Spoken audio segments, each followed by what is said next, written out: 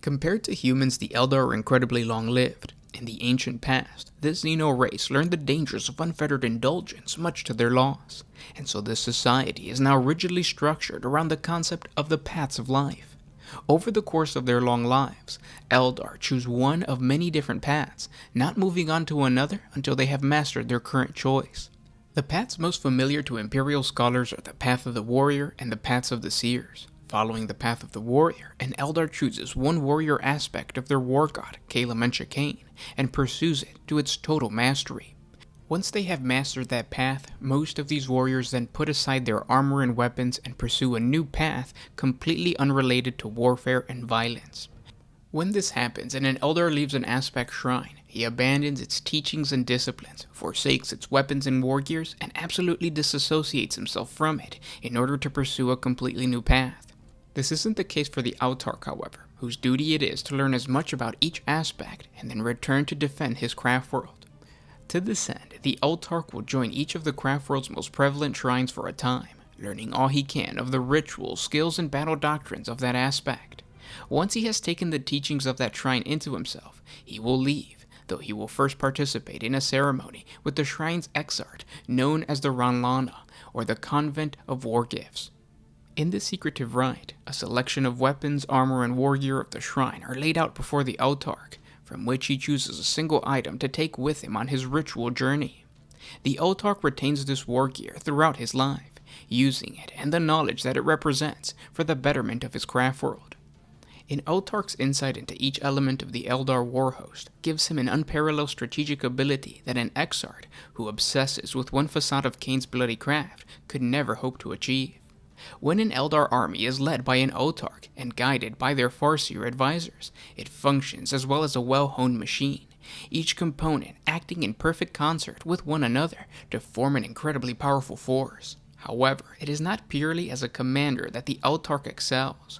When the warlust is in him, he will call upon the skills he has honed amongst the aspect shrines to spearhead assaults, duel with the leaders of the foe, and destroy their war machines with contemptuous ease.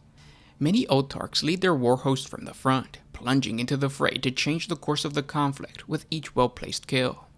Those selected to walk this path must be the most capable of their kind, for they carry the weight of their race's survival on their shoulders. They must be willing to devote themselves to a long and arduous task above all else. After a time, every Autarch comes to learn that the road to true martial excellence lies not in the heat of melee, but rather in gaining a wider vision of the battle and directing the Eldar war host along the most efficient path to victory. For an aspect warrior, success is to embody a specific element of Kane's warlike nature, becoming one with his ritual weapon so that he might slay the foe with preternatural grace and ease. For an Autarch, success is to harness every aspect of Kane's might all at once to achieve victory without weakening the craft world and prove the supremacy of the Eldar race in the process. In this way, Autarchs possess a complete understanding of the art of war and serve as the supreme commanders of the Eldar craft world's war host. By its very nature, this path forces an Eldar to travel outside of their craft world. Such was the case for Nyathurin Kithmantras, the Wandering Scholar. Most often alone, she traveled from planet to planet, compiling a collection of all knowledge concerning ancient battles. All of her research revolves around mankind's earliest wars within the region, and she has amassed vast amounts of knowledge from that period, but she does not part with this wisdom lightly.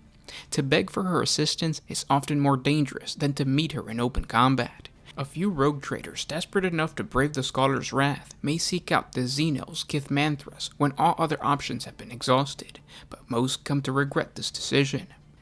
The Autarchs are truly the cream of the crop when it comes to the Eldari warriors. Following the path of the leader, or the path of command, is truly a way to separate oneself from the rest of the Eldar military command.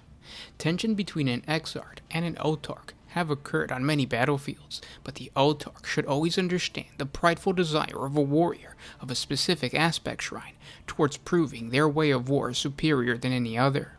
It is up to the Autarch to use his leadership skills to redirect the passion of these exarchs and create a cohesive Eldari war host.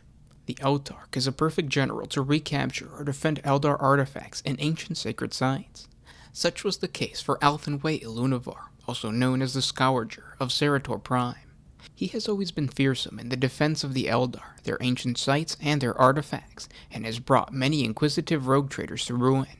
In recent history, Ilunavar appears to have become a major guardian of sites and locations sacred to the Eldar, in particular throughout Winter-scale realms and the Cornus Expanse. Ilunavar's complete destruction of the rogue trader Pietro Ironarm's flotilla in orbit around Valsetti's salvation marked the intensifying of Eldar aggression in the region. Ironarm's flotilla had followed years of research that indicated the hidden location of an ancient Xeno crash site on Salvation. Soon after the first survey craft landed, a wave of Eldar assault ships attacked, destroying all but the ships in orbit.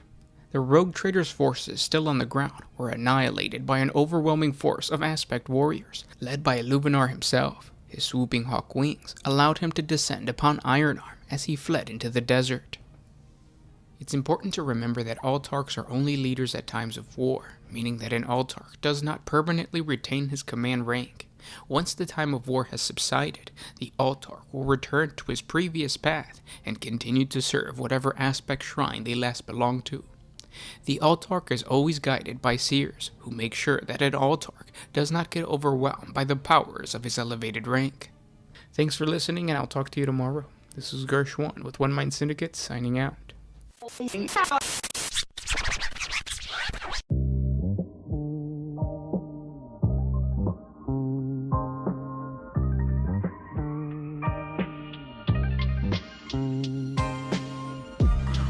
I did the